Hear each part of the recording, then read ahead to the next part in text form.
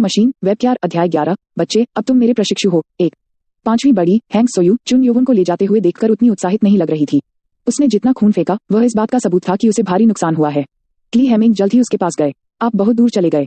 W आप किस बारे में बात कर रहे हैं? आपने उसे लगभग मार डाला। संगीत तरंग कौशल हासिल करने के बाद उसने कभी किसी व्यक्ति को इतना नुकसान उठाते नहीं देखा था। इसने उसे लगभग सोचने पर मजबूर कर दिया कि उसके हमले के कौशल में क्षति बढ़ गई है। हेमिंग की बातों पर वह शर्मिंदा हो गई और पूछा, वह क्या वास्तव में उसके पास कोई आंतरिक ऊर्जा नहीं थी? वह बहुत बेहतर महसूस कर रही थी क्योंकि वह जानती थी कि उसके हमले ने काम किया है, लेकिन आंतरिक ऊर्जा के बिना इतने लंबे समय तक उसके हमले का सामना करना असंभव था, जिस पर वह विश्वास नहीं कर सकती थी। हेमिंग ने सिर हिलाया। नहीं, कोई भी नहीं। क्या उसके पास कोई आंतरिक ऊर्जा नहीं है? उन्होंने अपनी शपथ रखी। ऐसा नहीं हो सकता। कोई आंतरिक ऊर्जा के बिना मेरे हमले का सामना कैसे कर सकता है? केवल लगभग 30 छात्रों ने उसके हमले का सामना किया और उनमें से कुछ अपने घुटनों के बल नीचे थे या इतना सहने से उल्टी कर रहे थे।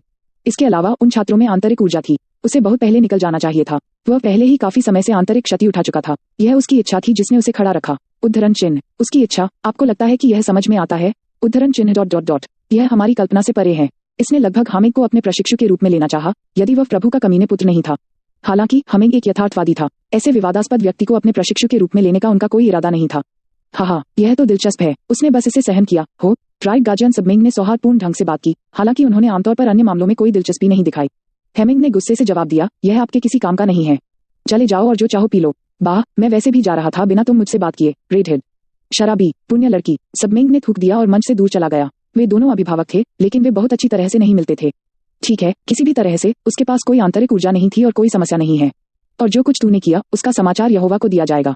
समझा? हैंग सोयू अभी भी आश्वस्त नहीं थी, लेकिन पहले से मिली चेतावनी के कारण वह आगे कुछ नहीं कह सकती थी। वामपंथी अभिभावक उस नीच किसान का कभी साथ नहीं देंगे। वह फिर चली गई और हेमिंग ने प्रशिक्षण मैदान पर रेंगने वाले छात्रों की ओर रुख किया। ओह, अब मुझे क्या करना चाहिए? वह इस स्थिति के साथ अगले कदम पर आगे नहीं बढ़ सका। प्रशिक्षण मैदान के पीछे अकादमी का मुख्य भवन था। दूसरी मंजिल पर प्राथमिक चिकित्सा कक्ष था और बाक जोंगू के प्रशिक्षु बाक जोंगमिंग यहाँ थे। वह कल रात ही अपने शिक्षक के आदेश से कार्यालय में आया था। वह अधिक अनुभव प्राप्त करने के लिए अकादमी के भीतर अधिक से अधिक रोगियों को देखने के लिए उत्साहित था। तभी किसी ने दरवाजा पीटना शुरू कर दिया। चिकित्सक, मरीजों, पहले से ही अंदर आइए। उन्होंने यह नहीं देखा था कि हाल ही में कई मरीजों के बाद से सभी विशाल वूलन सेनाएं अपने पूर्व योद्धाओं को प्रशिक्षित करने में व्यस्त थीं और वे शांति के समय में थे। यह अकादमी महान है। वह कई रोगियों को देखने के विचार से उत्सुक था। दरवाजा खुलते ही अकादमी के 2 कर्मचारी मरीज को लेकर अंदर आ गए। यह चुन योवन था जो खून से लथपथ था। क्या किस तरह की परीक्षा एक आदमी को ऐसी स्थिति में डालती है? इतना खून केवल घातक तलवार की चोटों से ही आ सकता है। स्टाफ के सदस्यों ने सिर हिलाया और जवाब दिया, उन्होंने गंभीर आंतरिक क्षति की है। उसके पास कोई आंतरिक ऊर्जा नहीं है, इसलिए लेफ्ट गार्जियन ने आपसे उसकी विशेष देखभाल करने के लिए कहा है। यह आंतरिक क्षति से है। 10 साल हो गए थे जब वह राक्षसी पंथ के प्रसिद्ध चिकित्सक के प्रशिक्षु थे। उसने कई मरीज देखे थे, लेकिन अंदरूनी चोट वाले मरीज का इतना खून उसने कभी नहीं देखा था। ठीक है, अब वह सब तुम्हारा है। हम अपने रास्ते पर होंगे। ओह ठीक है। कर्मचारियों को पता था कि उनके पास करने के लिए चीजें हैं और उनकी जरूरत है, इसलिए वे जल्दी से कमरे से बाहर आ गए। हालांकि स्टाफ के सदस्यों में से एक उत्सुकता से रुक गया। एक अन्य कर्मचारी जो उनके वरिष्ठ थे ने उन्हें मौके पर ही डांट दिया। व्यस्त थे, आ जाओ। ओह यह कुछ भी नहीं है। उसने महसूस किया कि जब उसने उसे बिस्तर पर लिटाया तो चुन योवन बहुत बेहतर लग रहा था, लेकिन उसने अपने विचारों को हिला दिया। स्टाफ के चले जाने के बाद बाक जोंगमिंग योवन के बगल में बैठ गए और उसकी जांच करने लगे।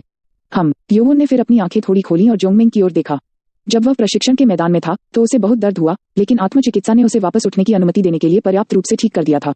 मैंने यह नहीं सोचा। उसे इस बात का एहसास तब हुआ जब उसे चिकित्सा कक्ष में ले जाया जा रहा था, इसलिए उसने नैनो को उसे ठीक करने से रोकने का आदेश दिया। उन्होंने सिर्फ अपने गले और गर्दन के दर्द को ठीक करने पर ध्यान केंद्रित किया और जब तक डॉक्टर ने उन पर काम नहीं किया तब तक सब कुछ वैसा ही रहने देने का फैसला किया। अनियमित और तेज दिल की धड़कन। उसने बड़ी मात्रा में आंतरिक क्षति उठाई होगी। योंगमिंग ने योवन की जांच के बाद निष्कर्ष निकाला। हालांकि इतना खून बहना अभी भी अजीब था। एक जीभ काटने से भी ऐसा नहीं हो सकता। जब कोई उनके कार्यालय में घुसा तो जोंगमिंग कुछ सुई लेने के लिए अपने डेस्क पर चला गया। ओह मेरे! जोंगमिंग चौंक गया कि वह अपने बट पर जमीन पर गिर गया।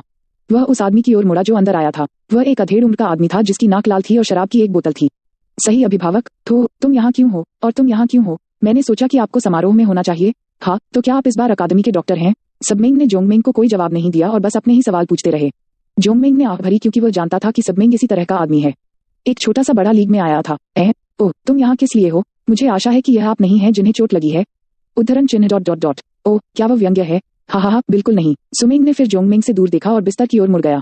फिर वह दिलचस्पी से मुस्कुराया। ओह, इस बंदे को देखो, दिलचस्प बच्चा। उद्धरण चिन्ह W क्या चल रहा है? सुमिंग फिर चुन योवन के पास गया जो बिस्तर पर था। योवन निराश हो गया। W क्या? वह यहाँ अचानक क्यों है? वह घबरा गया कि राइट गार्जियन खुद कार्यालय में आया था, यह सोचकर कि उसने देखा होगा कि वह हर समय अभिनय कर रहा था। उद्धरण ...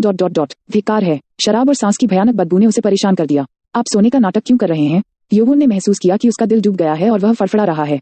तभी किसी अज्ञात बल ने उसे बिस्तर से ऊपर खींच लिया। वह हिल नहीं सकता था क्योंकि वह अभी तक ठीक नहीं हुआ था, लेकिन सबमेंग द्वारा भेजी गई आंतरिक ऊर्जा ने उसे सीधा खड़ा कर दिया। यदि आप नाटक करते रहे तो मैं आपको थप्पड़ मार दूंगा। योवोन को जागना पड़ा। तभी उसने मंच पर मौजूद नशे में धुत व्यक्ति को देखा। योवोन ने मुंह फेर लिया और जवाब दिया, तुम्हें कैसे पता चला? सबमेंग अपने पीले दांतों को चमकाते हुए हंस पड़ा। हा हा हा हा, क्या आप दिलचस्प नहीं हैं? सुमेंग काफी देर तक हंसते रहे और कहते रहे, कोई भी अनुभवी योद्धा आपके माध्यम से देख सकता है कि आप जाग रहे हैं या नहीं, सिर्फ अपनी सांसों को सुनकर, बच्चे।